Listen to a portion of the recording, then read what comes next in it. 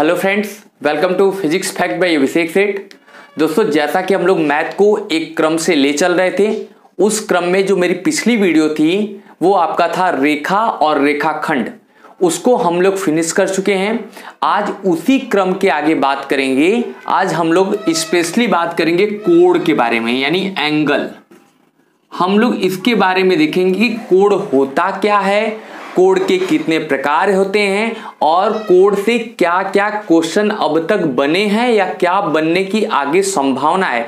सब कुछ देखकर इसमें हम चलेंगे। जैसे आपने काफी सुना होगा, क्वेश्चन आमतौर पे बहुत ज्यादा पूछा जाता है समपूरक कोण या कोटिपूरक, जिसको हम लोग बोलते हैं कि आपके सप्लीमेंट्री या कॉम्प्लीमेंट्री। इस टाइप के जो क्वेश्चन होते हैं, यानी संपूरक जो होते हैं और आपके कोटिपूरक, इनसे भी रिलेटेड हम टॉपिक को भी यहां पर डिस्कस करेंगे। और साथ ही इससे रिलेटेड जो आपके क्वेश्चन आए हुए हैं एग्जाम में, उनको भी हम लोग यहां पर डिस्कस करेंगे। तो चलिए बिना समय गवाए हम लोग वीडियो स्टार्ट करते हैं। देखते हैं, सबसे पहला आप देखते हैं कोण क्या होता है। कोण या एंगल, ओके। तो कुछ ऐसे समझ लीजिएगा, कोण के बारे में डिफिनीशन कुछ ऐसे समझिए कि जहां पर दो रेखाखंड मिलती हैं या दो रेखाखंड किसी निश्चित बिंदु से मिलने के पश्चात दो दिशाओं में आगे बढ़ती हैं, यानी दो दिशाओं से अगर दो रेखाएं आ रही हैं, अगर वो किसी जगह पर मिलती हैं तो उनके बीच हमेशा क्या बनता है, कोण बनता है। या एक बिंदु से जब दो डिफरेंट या दो अलग अलग दिशाओं में जब दो रेखाखंड जाती हैं या रेखाएं जाती हैं तो उनके मध्य भी कोण का निर्माण होता है। समझिए, मतलब ऐसे आप इसको मोटी मोटा ये समझेंगे, यानी जहां पे दो रेखा या रेखाखंड एक दूसरे को काटती हैं वहां पे क्या होता है, कोण का निर्माण होता है। ठीक है, कोण का निर्माण होता है। अब आपने कोण को समझ लिया। अब मैं इसमें जो जो क्वेश्चन आपके पहले ये देख लेते हैं, कोण के प्रकार कौन कौन से होते हैं। तो कोण में आपको हमने नाम सुना ही होगा, न्यून कोण, अधिक कोण, समकोण, बृहत कोण,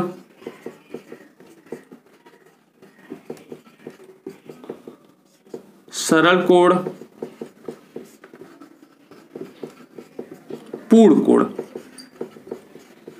चलिए, अब इनको हम एक क्रम से भी सजा लेते हैं। क्या है, हमने इसको सिर्फ जनरली आपके सामने नाम लिख दिया कि ऐसे से कोण का नाम होता है।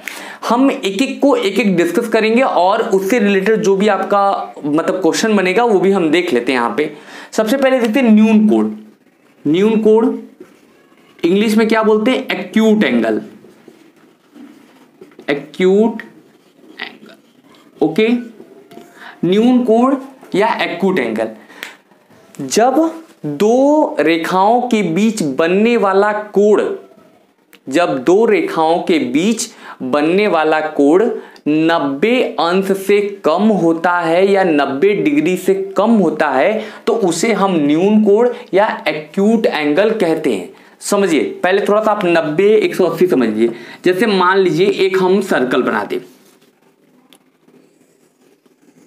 एक सर्कल बना दिए। अब इस सर्कल को हमने आधे से डिवाइड कर दिया, इस सर्कल को हमने आधे से डिवाइड कर दिया और इसको बाद एक चौथाई में भी डिवाइड कर दिया गया। अब क्या होता है कि जहां पर एक लाइन दूसरे लाइन के बीच में 90 डिग्री, यानी दो एक दूसरे को अगर लंबवत कट करती हैं तो उनके बीच में 90 अंश का कोण बनता है। ठीक है, मतलब जहां पर दो रेखाएं एक दूसरे के क्या है, परपेंडिकुलर हैं या पैरेलल हैं, परपेंडिकुलर या लंबवत है, तो उनके बीच जो कोण बनता है उसे हम लोग 90 डिग्री का कोण या समकोण के नाम से जानते हैं। ये 90, तो ये कितना होगा, इधर भी होगा 90, इधर भी 90 और इधर भी 90। तो एक क्वेश्चन आपका यही तैयार कर सकते हैं कि एक सर्किल में या एक वृत्त में कितने डिग्री का कोण मैक्सिमम बन सकता है। तो याद रख लीजिएगा, 9 चौका 36 यानी 360 डिग्री का बन सकता है। एक क्वेश्चन ये अपने साइड में आप नोट कर लीजिएगा कि एक वृत्त पर कितने डिग्री का कोण बन सकता है, तो 360 डिग्री का कोण बन सकता है। अब न्यून कोण की बात करें तो न्यून कोण का मतलब ये होता है कि वह कोण जिसका मान क्या हो, 0 से तो बड़ा होना चाहिए परंतु 90 से छोटा। अब इनको समझिए, हम सारा मिटा दे रहे हैं इधर से। अब अगर कोई मान लीजिए ऐसे यहां से लाइन खींचा, हमने बोला ये 25 डिग्री का कोण है, ये बनाया, बोला कि ये आपका 65 डिग्री का कोण है, ये बनाया, बोला 80 डिग्री का कोण है, तो 25 डिग्री, 65 डिग्री, 80 डिग्री सारे किस प्रकार के कोण होंगे, सभी आपके न्यून कोण प्रकार के होंगे। अब समझिए डिफिनीशन के माध्यम से, ऐसी दो रेखाएं जब वो एक दूसरे को कट करती हैं और कट करने पर उनके बीच जो होता है, जो उनके बीच का कोण बनता है वो 90 से कम होता है, उसे हम क्या बोलते हैं, न्यून कोण या एक्यूट एंगल कहते हैं। 0 से, यानी इसको आप थोड़ा सा मैथमेटिकल फॉर्म में ऐसे लिख लीजिएगा, 0 से मान लीजिए इसके बीच हमने ये बना दिया और ये हमने कोई एंगल ले लिया, ये थीटा। अगर मान लेते हैं तो एक्यूट एंगल क्या होगा, 0 से आपका क्या होना चाहिए, बड़ा होना चाहिए परंतु 90 से क्या होना चाहिए, छोटा होना चाहिए। इसी को हम लोग न्यून कोण या एक्यूट एंगल कहते हैं। अधिक कोण, थोड़ा अधिक कोण को इसके बाद समझेंगे। समकोण पे आते हैं। समकोण क्या होता है, ऐसी दो रेखाएं जो एक दूसरे को लंबवत कट करती हैं, उनके बीच जो कोण बनता है उसको हम लोग, अगर 90 डिग्री का कोण बनता है तो हम उसे क्या बोलेंगे, समकोण कहेंगे। जैसे मान लीजिए अभी हमने बताया था समकोण, तो ये है, अगर बीच का 90 डिग्री का कोण बन रहा है तो ऐसे हम लोग जो बोलेंगे इनके बीच का जो कोण है वो कितना डिग्री है, 90 डिग्री है। और ऐसे जो एंगल है या ऐसे जो कोण है इनको हम कौन सा कोण बोलेंगे, तो आपको बोलेंगे समकोण। ओके फ्रेंड्स, समकोण एक बार और समझ लीजिए, यानी यदि दो रेखाओं के बीच बनने वाला कोण 90 डिग्री का होता है या 90 अंश का होता है तो उसे हम क्या जानते हैं, समकोण के नाम से जानते हैं। चलिए, मतलब इसमें क्या कर सकते हैं, theta is equal to 90 degree. उसमें क्या था, थीटा इज इक्वल टू, हम लोग जो देखे थीटा इज इक्वल टू क्या था, मतलब जो है 0 से बड़ा परंतु 90 से छोटा। अब आते हैं अधिक कोण। अधिक कोण मतलब इसको बोलते हैं ऑब्ट्यूस एंगल।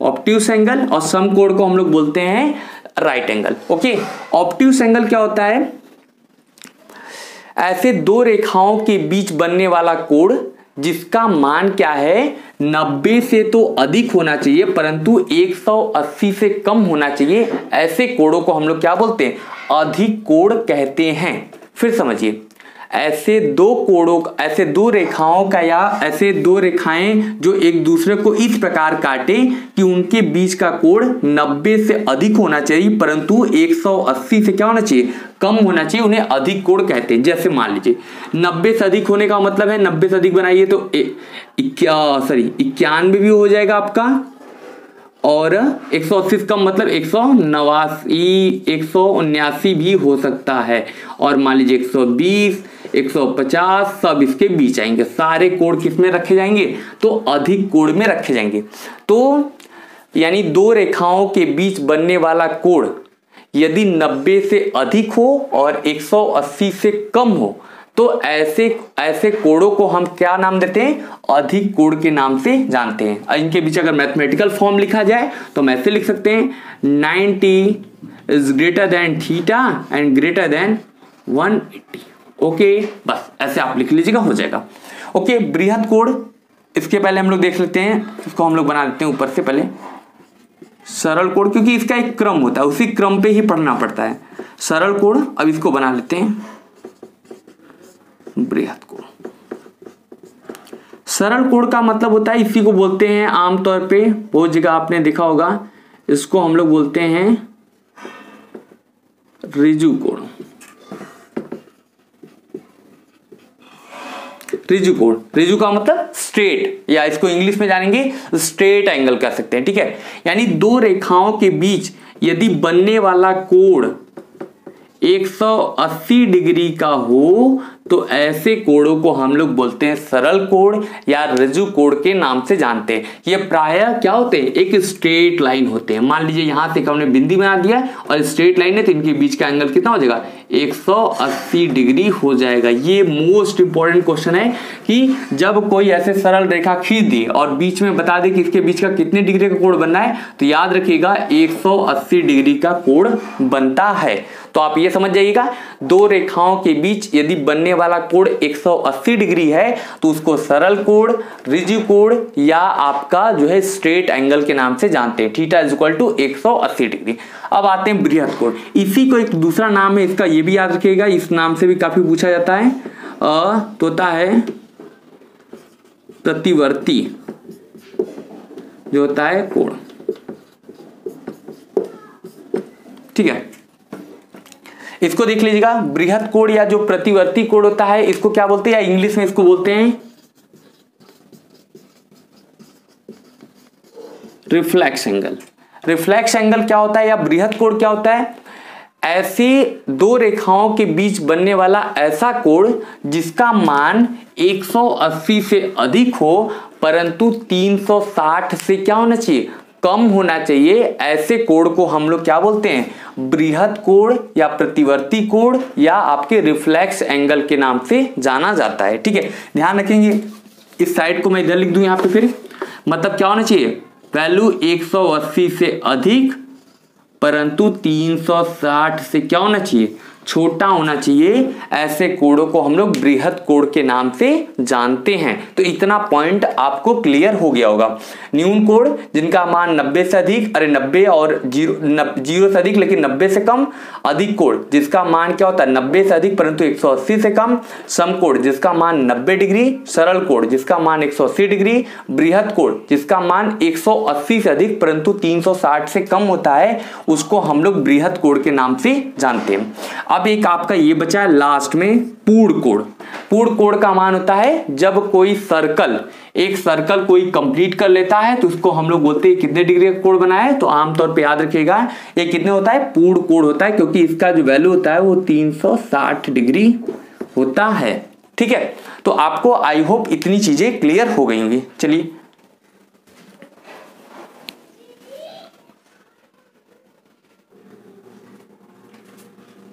चलिए आगे स्टार्ट करते हैं, देखते हैं कहां तक हुआ था। पूर्ण कोण हो चुका था।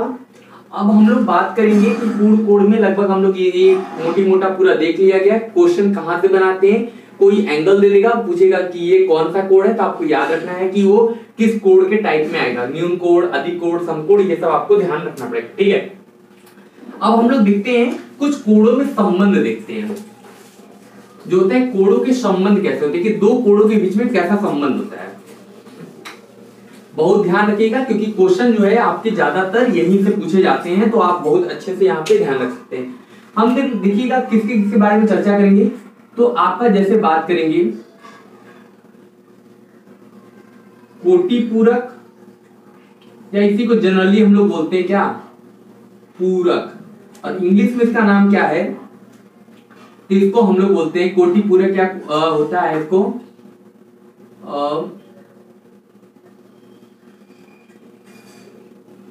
Complementary angle, okay. दूसरा होता है समपूरक, समपूरक होता है समपूरक, ठीक। तीसरे का भी नाम देख लिया जाए, दूसरा यहाँ पे होगा। तीसरा जो है आपका, जहां से क्वेश्चन ये मोस्ट इंपॉर्टेंट है, एकांतर कोण। समझ लीजिएगा क्वेश्चन ज्यादातर इसी में से आएंगे। फोर्थ है आपका है संगत कोण, और पांचवा है शीर्षा भिमुख कोण, और छठवां है आपका आसन्न कोण। एक ही वीडियो लेक्चर में पूरा मिक्स करने का मतलब यह है कि अगर आप एक बार इनको देखते हैं तो आपके कोड से रिलेटेड सारे क्वेश्चन एक बार में फिनिश हो जाएंगे। तो ये हो जाएगा आपका कोटि पूरक, संपूरक, एकांतर, शीर्षाभिमुख और आसन्न। इतने कोणों के बारे में हम लोग यहाँ पे अब अच्छे से चर्चा किया जाएगा। हाँ, थोड़ा इनका नाम भी देख लीजिए क्या होता है। कोटि पूरक को कॉम्प्लीमेंट्री एंगल, और इसका जो नाम है सप्लीमेंट्री एंगल। ओके, इसको हम लोग बोलते हैं, एकांतर कोण को बोलते हैं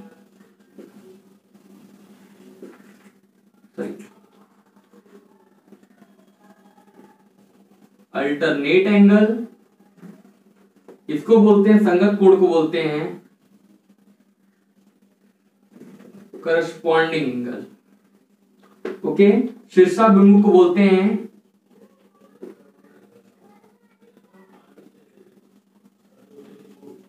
वर्टिकली अपोजिट एंगल, और इसको बोलते हैं आसन कोण को बोलते हैं एडजेसेंट एंगल। ओके, ये आपके कुछ नाम है, इनको हम लोग यहां पर आराम से एक एक करके चर्चा करेंगे, जिससे कि हमारा क्वेश्चन जो है वो गलत ना हो पाए, इसलिए आप इसको बहुत ध्यान से और अच्छे से समझिएगा। चलिए हम लोग फर्स्ट स्टार्ट करते हैं कोटि पूरक। तो बस इंग्लिश वाला मिटाऊंगा, क्योंकि थोड़ा सा इंग्लिश इसलिए बता देता हूं कि आप जिनको दिक्कत हो रही है, जो उनको हिंदी थोड़ा इंग्लिश थोड़ा नहीं अच्छे समझ में, अरे हिंदी नहीं समझ में आता है, उनके लिए मैं साइड में लिख देता हूं, लेकिन आपको समझना चीजें जो है हिंदी में है कि क्या हमको क्या करना है। ओके, कोटि पूरक कोण क्या होते हैं? ऐसे दो कोण जिनका योग करने पर 90 डिग्री आए या 90 अंश आए, वह एक दूसरे के कोटि पूरक कोण होते हैं। मान लीजिए हमने बोल दिया कि आपको ये 30 डिग्री दे दिया, ये 30 डिग्री एक कोण है, इसका पूछ लिया कि इसका कोटि पूरक क्या होगा। तो इसमें आप ये बताइए इसमें क्या जोड़े कि ये 90 आ जाए। तो जाहिर सी बात है 30 में अगर हम 60 जोड़ देंगे तो हमको 90 मिल जाएगा। इसका मतलब है इसका कोटि पूरक ये और इसका कोटि पूरक ये।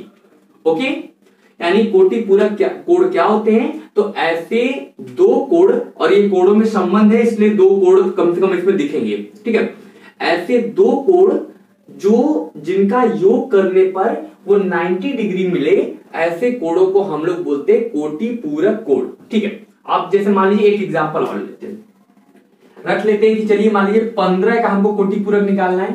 15, तो 15 में क्या जोड़ दी कि हमारा आ जाए 90 आ जाए, तो आप 65 जोड़ लीजिए तो हो जाएगा आपका, क्या हो जाएगा, हो जाएगा आपका, हो जाएगा सॉरी हाँ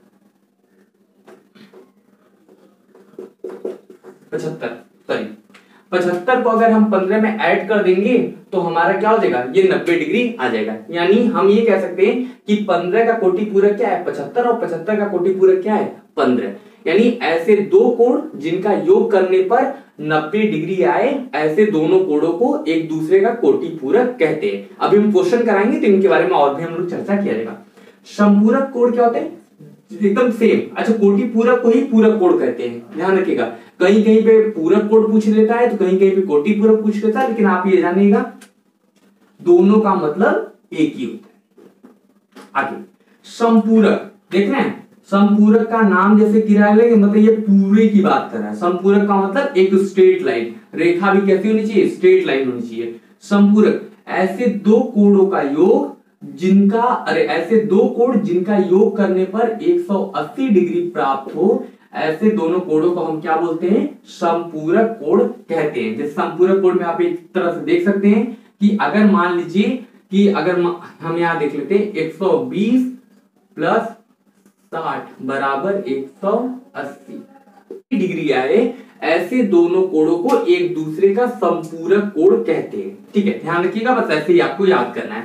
जैसे मान लीजिए अगर पूछ दिया आपको कि 45 का समपूरक कोण क्या करिए, तो बस आप क्या करिए 180 माइनस 45 कर लीजिए, जो भी आ जाएगा 5 आ गया। उसके बाद यहाँ पे कितना बचा 7 यानी 3 यानी 135 डिग्री। बस ऐसे याद रखना है कि यानी 45 का संपूरक 135 और 135 का संपूरक 45 होगा, क्योंकि दोनों का योग करने पर आपको क्या मिल जाएगा 180 मिल जाएगा। आई होप आपको ये चीजें क्लियर हो गई होंगी। कोटि पूरक एक बार क्लियर फिर कर रहा हूं क्योंकि आपके लिए काफी इंपॉर्टेंट है, ध्यान रखिए। ऐसे दो कोण जिनका योग करने पर 90 अंश आए, उसको हम लोग क्या बोलेंगे, एक दूसरे के कोटि पूरक बोलेंगे। ऐसे दो कोण जिनका योग करने पर कितना है 180 अंश आए या 180 डिग्री आए, वो दोनों कोण एक दूसरे के क्या होते हैं, संपूरक कोण होते हैं। ओके चलिए आगे बढ़ते हैं। एकांतर कोण, अब एकांतर कोण, संगत कोण, इनको समझने के लिए एक हम लोग लाइन बनाते हैं। चलिए एकांतर को समझते हैं। और तो एकांतर कोण में पहले दो आप स्ट्रेट लाइन खींच लीजिए और एक ऐसे। अब इसमें देखिए कितने कोण बन रहे हैं, तो कोण एक बन रहा है, दो बन रहा है, तीन बन रहा है और ये चार, 5, 6, 7 और 8। मतलब अगर दो पैरेलल लाइन है उनको एक कोई तिर्यक रेखा काटती है तो कितने कोण बनते हैं, तो टोटल कुल 8 कोण बनते हैं। कितने कोण बनते हैं, 8। 1 2 3 4 5 6 7 8, 8 कोण बनते हैं। अब इसमें थोड़ा सा आपको फर्क करना पड़ेगा। बाह्य कोण कौन कौन से होते हैं, यानी एक्सटर्नल एंगल और अंतः कोण। ठीक है, बाह्य कोण का मतलब क्या होता है, जो दोनों रेखाओं के बाहर बने हैं। ध्यान रखिएगा चीजों को, अब हम नाम दे रहे हैं 1 2 3 4 5 6 7 8। ओके, जो दोनों रेखाओं के बाहर बने हैं उनको हम लोग बोलते हैं बाह्य कोण बोलते हैं। दोनों रेखाओं के बाहर, इस साइड और इस साइड। तो देखिए कौन कौन सा बना है, कोण ए बना, अरे 1 बना है, 2 बना है, 7 बना है, 8। यानी बाह्य कोण कितने हो जाएंगे, कोण 1, कोण 2, कोण 7, कोण 8। ये आपके क्या हो जाएंगे, बाह्य कोण हो जाएंगे। अंतः कोण क्या होगा, जो दोनों रेखाओं के बीच में बस बने हैं उन्हीं कोणों को हम लोग अंतः कोण जानते हैं। जैसे देखिए कोण 3, कोण 4, कोण 5 और कोण 6। तो आपके कितने हुए, 4 अंतः कोण हो गए, 4 बाह्य कोण हो गए। अब इन्हीं में हम लोग अलग अलग करेंगे, एकांतर कोण संगत कोण को अलग अलग देखेंगे। चलिए आपको ये चीज क्लियर कि अगर ऐसे मान लीजिए कभी बना के दे दिया और ये पूछ दिया कि ये कोण बना के दे दिया 5, पूछा ये कोण कौन सा है, अंतः कोण है या बाह्य कोण है, तो आपको याद रखना है ये दोनों रेखाओं के बीच में है, इसका मतलब ये कौन सा कोण है, ये अंतः कोण होगा। ओके चलिए अब इनको थोड़ा सा हम लोग और क्लियर करते हैं। अब आते हैं एकांतर कोण पे।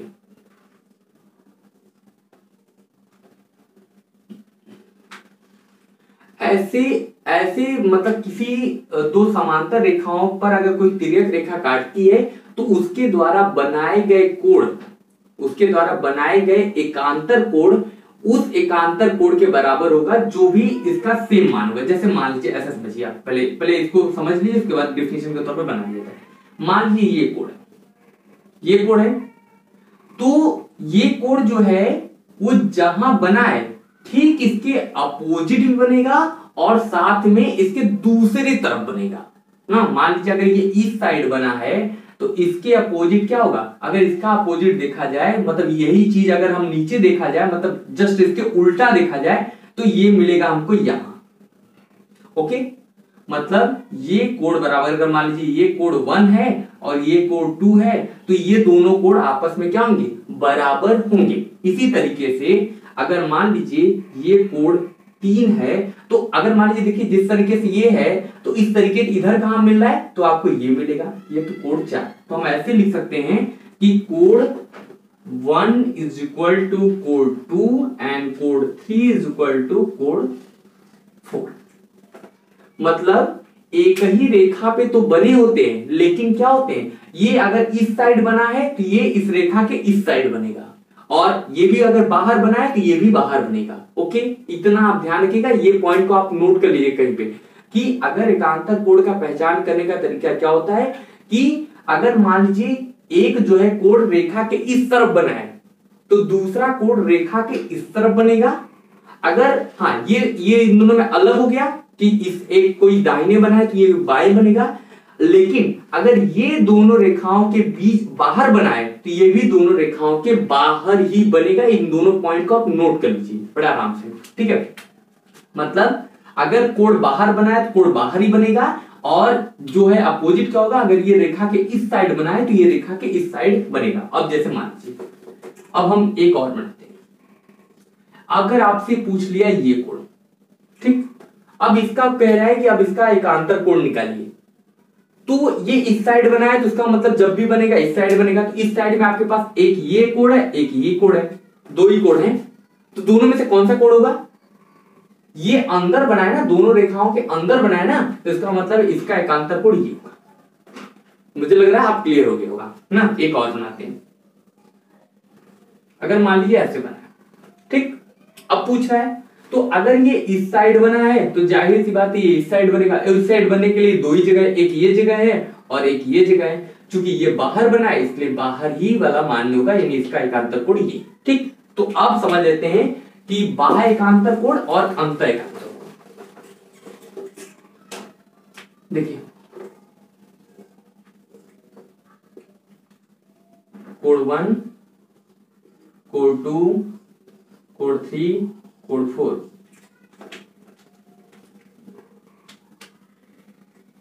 कोण 5, कोण 6, कोण 7, कोण 8। अब देखिए कौन कौन से हो गए, इसके दो पार्ट हम लोग बना लेंगे, बाह्य एकांतर कोण और अंत एकांतर कोण। अब बाह्य एकांतर कोण में कौन कौन किसके बराबर होगा, इसके लिए ऊपर लिख दे रहे हैं। तो ये क्या हो जाएगा बाह्य एकांतर कोण में, तो कोण 1 बराबर क्या होगा, कोण 1 बराबर, यानी ये कोण बराबर कौन सा होगा, ये कोण होगा, तो कोण 1 बराबर कोण 8 और कोण 2 बराबर कोण 7, तो हो जाएगा कोण 2 बराबर कोण 7। तो ये जाएगा ये बाह्य एकांतर कोण में। और अंत एकांतर कोण में देखें तो अगर हम इस 3 को ले तो कोण 3 बराबर क्या हो जाएगा, इस साइड बनाया तो इस साइड देखेंगे और अंत ही देखेंगे, तो कोण 3 बराबर कोण 6 और कोण 4 बराबर कोण 5। बस हो गया, बाह्य एकांतर कोण और अंत एकांतर कोण को आपने समझ लिया होगा अच्छे से। मुझे लग रहा है ये टॉपिक अब आपको क्लियर हो गई है। चलिए अब हम आगे बढ़ते हैं।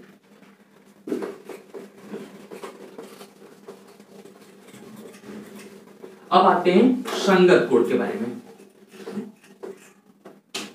संगत कोण क्या होता है, संगत कोण, अब देखिए संगत कोण और एकांतर कोण में क्या फर्क होता है। संगत कोण एकांतर कोण में बताया कि अगर वो उस साइड बन रहा है तो ये इस साइड बनेगा, लेकिन संगत कोण में क्या होता है कि ये जिस साइड बनेगा उसी साइड इसका जो होगा, यानी इसका जो एकदम सेम होगा, यानी इसके मान के बराबर जो कोण होगा वो भी इसी साइड बनेगा। जैसे फिर समझिए एकदम सेम प्रोसेस है, बस फर्क हल्का सा है। अगर मान लीजिए ये 3 है तो इसका संगत कोण क्या होगा, ये इसी साइड बनेगा और जैसे ये बना है इसी के जैसा फिगर होना चाहिए।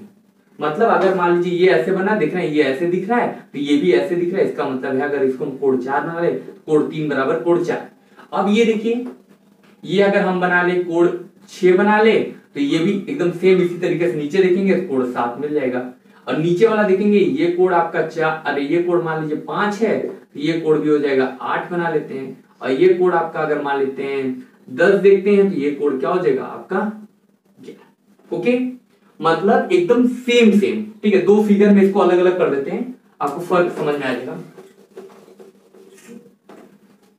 फिगर एक ये है, ये कोण बराबर ये कोण, और दूसरे पेन से बना देते हैं कि आप फर्क समझिए चीजों को। इसको मैं डबल लाइन से बना दे रहा हूं कि आपको और अच्छा फर्क समझिए। ये कोण बराबर ओके, ये हो जाएगा, इसका नाम 1, इसका नाम 2, इसका नाम 3, इसका नाम 4। इसी तरीके से इसमें भी देख लेते हैं। अब अंदर वाला देख लेते हैं, ये कोण बराबर ये कोण हो जाएगा और फिर ये कोण बराबर, ठीक, इसको विचार हो गया तो ये 5, 6, 7, 8। अब इसमें क्या होगा, कौन कौन से बराबर हो जाएंगे, इसी फिगर को बना लीजिए, बना के तब लिख लीजिएगा। संगत कोण में क्या हो जाएगा, कोण 1 बराबर कोण 3, कोण 2 बराबर कोण 4 और कोण 5 बराबर कोण 7 और कोण 6 बराबर कोण 8। बस ऐसे रख लीजिएगा, संगत कोण होते हैं। अब जैसे मान लीजिए ऐसे कहीं बना के दे दिया, क्या ये बना दिया कोण आपका 45 डिग्री, पूछा इसका संगत कोण क्या होगा, तो इसका संगत कोण क्या हो जाएगा, ये संगत कोण हो जाएगा, ये भी हो जाएगा आपका 45। ये भी मुझे लग रहा है आपको क्लियर हो गया। अब आते हैं संगत कोण के बाद आते हैं शीर्षाभिमुख कोण, यानी जो होता है वर्टिकली अपोजिट एंगल होता है। ठीक है, अब देखते हैं शीर्षाभिमुख कोण क्या होते हैं। शीर्षाभिमुख कोण ऐसे होता है कि जब दो रेखाएं एक दूसरे को प्रतिच्छेद करती हैं या इंटरसेक्ट करती हैं, जब दो रेखाएं एक दूसरे को प्रतिच्छेद करती हैं या इंटरसेक्ट करती हैं, तो उसके प्रतिच्छेद बिंदु के आमने सामने बने कोण को हम लोग क्या बोलते हैं? शीर्षाभिमुख कोण कहते हैं। जैसे मान लीजिए एक लाइन ऐसे गया, दूसरा लाइन ऐसे गया, तो अगर ये कोण हम θ1 मान ले तो ये कोण क्या हो जाएगा? θ2, ये θ3 मान ले और ये बना लेते हैं θ4। तो ये क्या हो जाएगा? इसके अकॉर्डिंग देखेंगे तो θ1 इज इक्वल टू θ2 और इसी तरीके से देखेंगे तो कोण θ3 इज इक्वल टू θ4।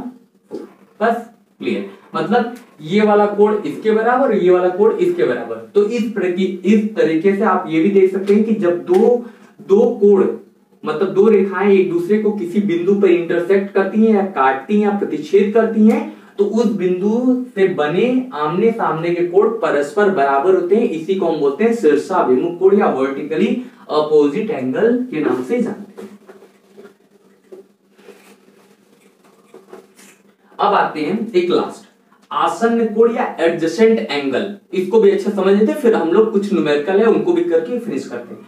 आसन्न कोण क्या होता है? आसन्न कोण में ऐसे एक ही रेखा या ऐसे कह सकते हैं आसन्न कोण वे कोण होते हैं जिनमें, या ऐसे कह सकते हैं आसन्न कोण उन दो कोणों का युग्म होता है या जोड़ा होता है जिनमें एक ही शीर्ष होते हैं तथा एक भुजा उभयनिष्ठ होती है। उनको हम आसन्न कोण के नाम से जानते हैं। जैसे देखिए, मान लेते हैं कुछ ऐसे,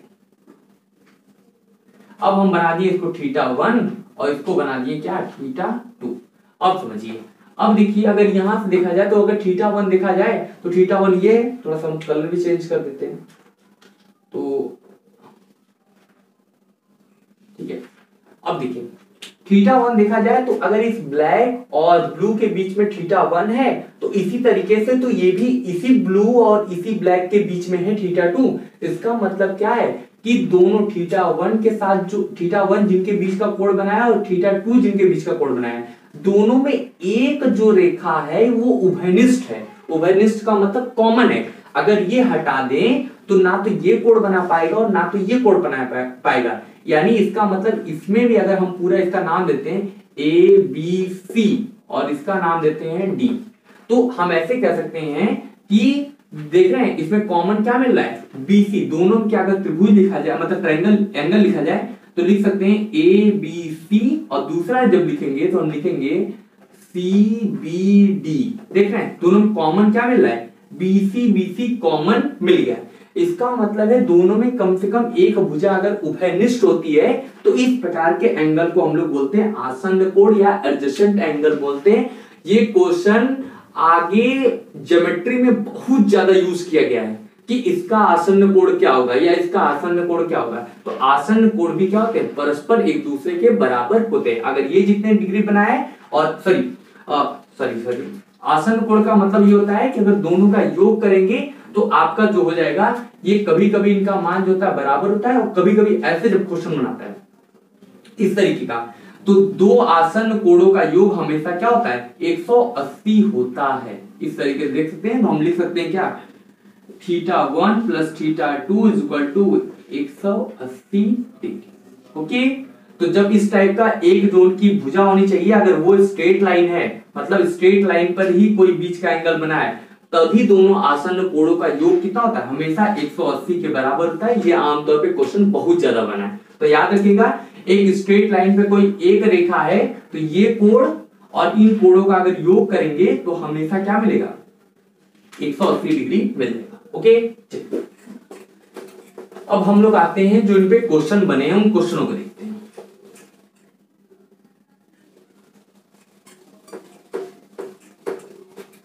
क्वेश्चन क्या है? क्वेश्चन कुछ देख लेते हैं इसमें जो क्वेश्चन है।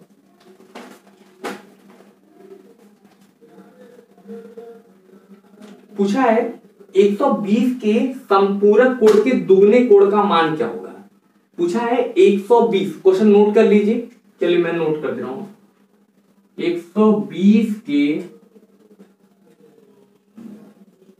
संपूरक संपूरक कोण के दुगुना का मान है। अब थोड़ा समझिए, अगर ये क्वेश्चन आपके एग्जाम में आ चुका है इसलिए मैं इसको बता रहा हूं। 120 का संपूरक देखा जाए, संपूरक का मतलब याद आ रहा होगा, संपूरक का मतलब होता है योग करने पर 180 आना चाहिए। तो 120 में क्या जोड़े कि 180 आ जाए, तो निकाल लेते हैं। तो थीटा 1 क्या हो जाएगा, 180 माइनस 120 क्या आ जाएगा, 60 आ जाएगा। ठीक, मतलब अगर हम 120 में 60 जोड़ दे तो हमारा 180 आ जाएगा, ये हमको करना है। तो अगर मान लीजिए 120 का संपूरक कोण क्या हो जाएगा, तो जैसे ही तुरंत यहां से आप जोड़ लीजिए, ये सब भी करने का आपको प्रोसेस नहीं है, सिर्फ आप ये सोचिए कि 120 में हम क्या जोड़ दें कि हमको 180 मिल जाए। तो हमको पता है क्या जोड़ना पड़ेगा, हमको 60, और 60 का दोगुना का मतलब फिर हो जाएगा 120। यानी अगर 120 के संपूरक कोण के दोगुने का मान क्या होगा, तो 120 के संपूरक के कोण के दोगुने का मान भी 120 ही होगा। याद रखिएगा, क्वेश्चन बहुत इंपॉर्टेंट है, पूछा हुआ है क्वेश्चन है। तो जब भी पूछे 120 के संपूरक कोण के दोगुने का मान क्या होगा, तो यानी 120 का पूछा है तो 120 होगा। ये स्पेशल कंडीशन में ही 120 का ही होता ही है। ओके, चलिए अब हम लोग देखते हैं नेक्स्ट क्वेश्चन पे। पूछा है 40 का पूरक कोण क्या होगा। क्वेश्चन है आपका 40 डिग्री का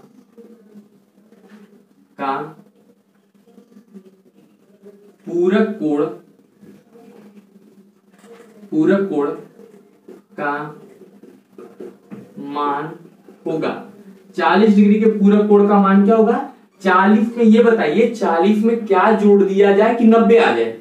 बस जो भी जोड़ने, पूरक का मतलब क्या होना चाहिए, 90 योग करने पर। तो 40 में क्या जोड़ दिया जाए कि 90 आ जाए, तो 40 में अगर हम 50 जोड़ दें तो हमारा 90 आ जाएगा। यानी 40 का पूरक क्या हो जाएगा, 50 हो जाएगा। बस सिंपल क्वेश्चन यही करना है कि अगर पूछेगा, मान लीजिए अगर पूछ लिया 35 का पूरक कोण क्या होगा, तो 35 में क्या जोड़े कि आपका 90 आ जाए। तो आप देख सकते हैं 35 में आप जोड़ दीजिए 55 जोड़ दीजिएगा, आपका 90 आ जाएगा। यानी 35 का पूरक क्या हो जाएगा, 55, 55 का पूरक 35, 60 का पूरक 30, 30 का पूरक 60, 75 का पूरक बताइए, 75 का पूरक निकालना होगा तो 75 में क्या जोड़ देंगे कि हमारा आ जाए, तो आपका हो जाएगा 15। ओके, चलिए आपको ये लग रहा है समझ में आ गया होगा।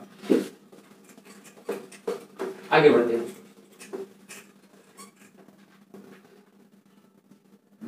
यदि एक कोण का माप 40 डिग्री हो तो उसके शीर्षाभिमुख कोण का मान क्या होगा। अभी मैं बताया था कि अगर ऐसे दे दिया है, ये कोण का मान अगर दे दिया है 40 डिग्री, मतलब कह दिया है कि एक कोण का जो माप है, यानी एक कोण का जो माप है तो इसके शीर्षाभिमुख कोण का मान क्या होगा, तो शीर्षाभिमुख कोण आपस में बराबर होते हैं। तो अगर ये 40 है तो ये भी 40 होगा। तो ठीक है, जो क्वेश्चन पूछा था कि ये पूछा था कि यदि एक कोण की माप 40 डिग्री हो तो उसके शीर्षाभिमुख कोण का मान क्या होगा, तो 40 का शीर्षाभिमुख भी क्या होगा, 40 डिग्री होगा। ओके, हाँ एक क्वेश्चन जो है आपने ये भी क्वेश्चन पूछा हुआ है, तो इस क्वेश्चन को भी अच्छे से देख लेते हैं। पूछा है 4 और 2 तिहाई, 4 एवं 2 तिहाई समकोणों का मान होगा। ठीक, 4 का मतलब कितना है, समकोण है, 4 भी समकोण और 2 तिहाई, 4 समकोण का मतलब 4 गुणे 90, समकोण का मतलब होता है 90, और 2 तिहाई का मतलब 2 ऊपर लिखिए, तिहाई का मतलब 3 नीचे लिखिए। अगर बोल दिया एक, जैसे बोला आप नाम सुनिए, याद रख लीजिएगा, ऐसे प्रोसेस याद करें, 1/4 मतलब 1 ऊपर लिखिए 4 नीचे लिखिए, 1/4, 2 तिहाई 2 ऊपर लिखिए 3 नीचे लिखिए।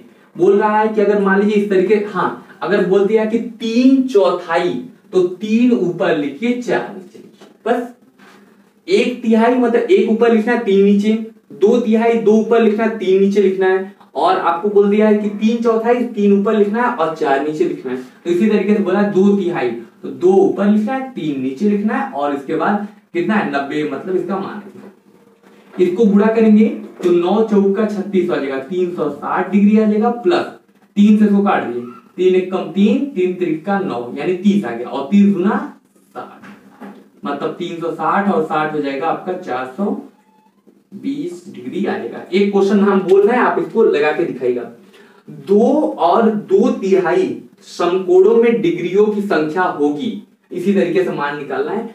2 लिख लीजिए क्वेश्चन, 2 और 2/3 के बीच डिग्रियों की संख्या ज्ञात कीजिए। हो गया, 2/3 समकोणों में डिग्रियों की संख्या ज्ञात कीजिए। ठीक है, अब एक क्वेश्चन और बचे, एक क्वेश्चन जो सबसे ज्यादा पॉपुलर है और सबसे ज्यादा इंपॉर्टेंट है। हाँ, एक क्वेश्चन उसी के सामने मैं पूछ रहा हूँ, आप बता दीजिएगा। इस क्वेश्चन को भी इसका भी कमेंट बॉक्स में आप आंसर लिख दीजिएगा। वो भी क्वेश्चन जो भी दिए हैं कमेंट बॉक्स में ही लिखना है आपको। ओके, क्वेश्चन है कि 270 डिग्री माप का एक उदाहरण है। ऑप्शन है आपके न्यून कोण, अधिक कोण, सम कोण और बृहद कोण। 270 डिग्री माप का एक उदाहरण है। सम कोण, न्यून कोण, सम कोण, अधिक कोण, बृहद कोण। अब एक क्वेश्चन है जो हम आपको बता देते हैं। इस क्वेश्चन को जो है, इसी क्वेश्चन के साथ जो है इस लेक्चर को आज फिनिश करेंगे। क्वेश्चन है, एक कोण का समपूरक उसके कोटि पूरक का 3 गुना है, कोण ज्ञात कीजिए।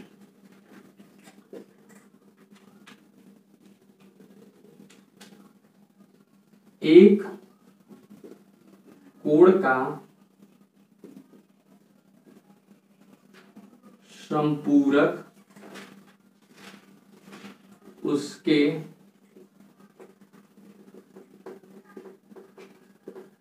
कोटि पूरक का 3 गुना है, कोण का मान होगा। ऑप्शन दे दे रहे हैं, 30 डिग्री, 45 डिग्री, 60 डिग्री, 90 डिग्री। चलिए इनको लगाते हैं। देखिए, आपको इतना अगर इतने देर से बता रहा हूं तो आपको चीजें अब तक समझ में आ गई होंगी। संपूरक कह रहा है, इसका मतलब अगर एक कोण का संपूरक पूछा है, मतलब उस कोण का संपूरक निकालने के लिए 180 में से उस कोण को माइनस कर देंगे तो हमारा हो जाएगा, संपूरक निकल जाएगा।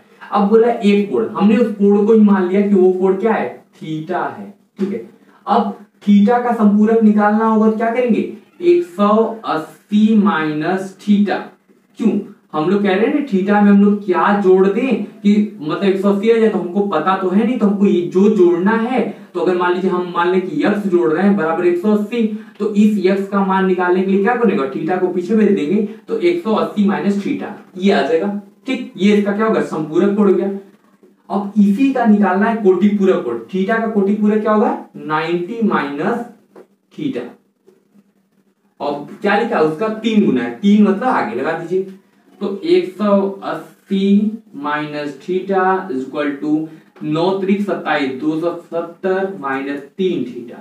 अब क्या करिए, 3 थीटा को इधर ला दीजिए, तो हो जाएगा ये 3 theta minus theta equal to 270 minus 180।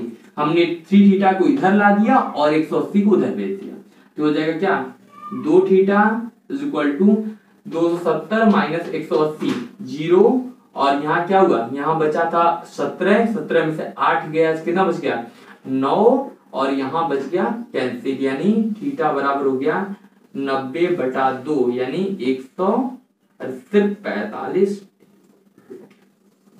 ये हो गया आपका आंसर, ये ऑप्शन नंबर बी से राइट। मतलब इस तरीके से आपका जो मैथ का सेक्शन का कोड वाला टॉपिक था ये पूरी तरीके से फिनिश हो गया। अगले लेक्चर में हम लोग त्रिभुज के साथ मिलेंगे, तब तक के लिए थैंक यू। और वीडियो अच्छा लगा हो तो इसे लाइक जरूर करिएगा।